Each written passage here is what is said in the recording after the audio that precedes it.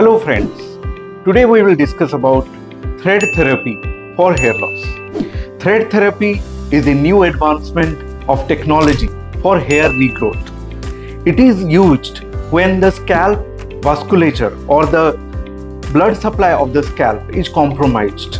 Like we see in androgenetic alopecia, when there is an advanced grade of hair fall, the circulation of the hair roots is compromised or decreased.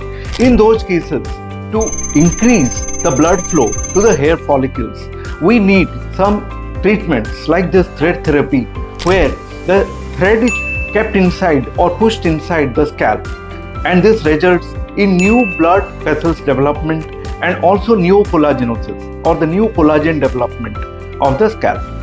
Now this ensures that there is enough nutrients, enough of raw materials that reaches the hair follicle for its growth and rejuvenation, and this helps in new hair growth and better hair growth as well.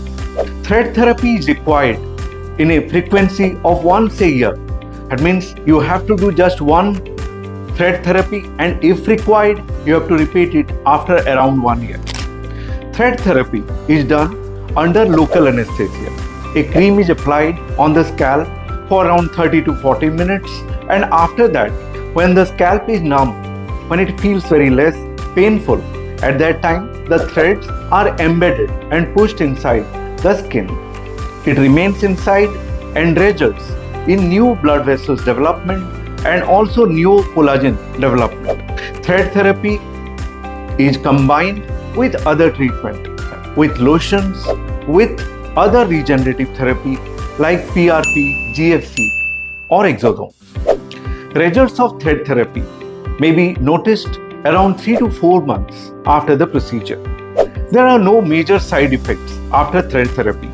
There may be a bit of pain and swelling for 2 to 3 days, for which oral painkillers or analgesics are given